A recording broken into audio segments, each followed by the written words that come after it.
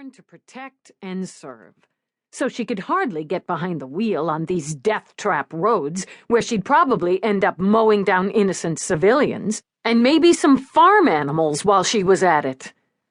She wondered if they'd ever get where they were going, and what the odds were of getting there in one piece. Maybe she should run some probabilities.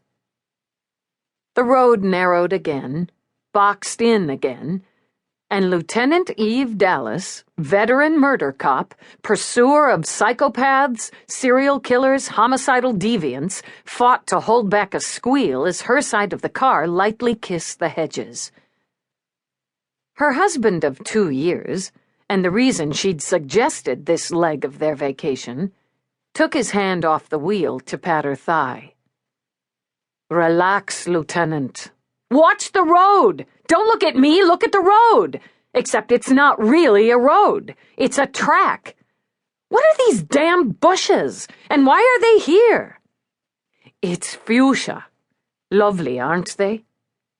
They made her think of blood spatter, possibly resulting from a massacre by a battalion of farm animals.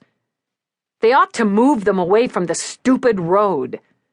I imagine they were here first. Ireland wound through his voice a lot more appealingly than the road wound through the countryside.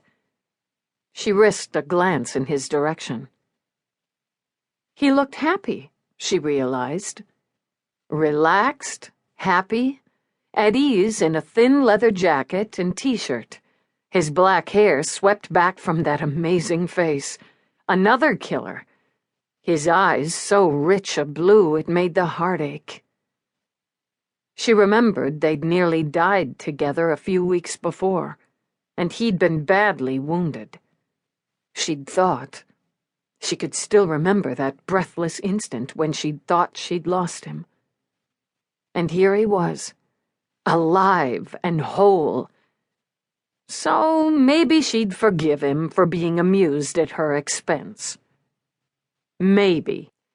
Besides, it was her own fault. She'd suggested they take part of their vacation, their anniversary celebration, here so he could visit the family he'd only recently discovered. She'd been here before, after all. Of course, that trip she'd taken in a jet copter. When he slowed as they entered what could very loosely be called a town, she breathed a little easier. "Nearly there now," he told her. "This is Chula. Sinead's farm is a few kilometers from the village." Okay, they'd made it this far. Ordering herself to settle down, she scooped a hand through her choppy cap of brown hair. "Look there.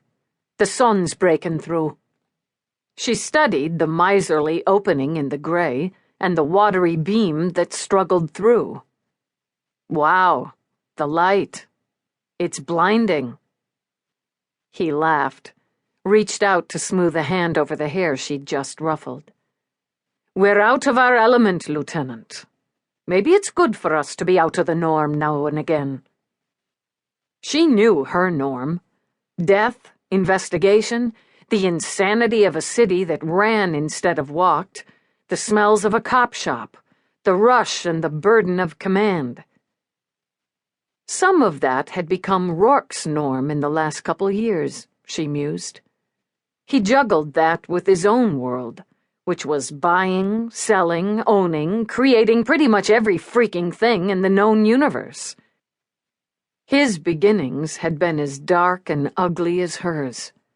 Dublin's street rat, she thought. Thief, conniver, survivor of a brutal, murderous father. The mother he'd never known hadn't been so lucky.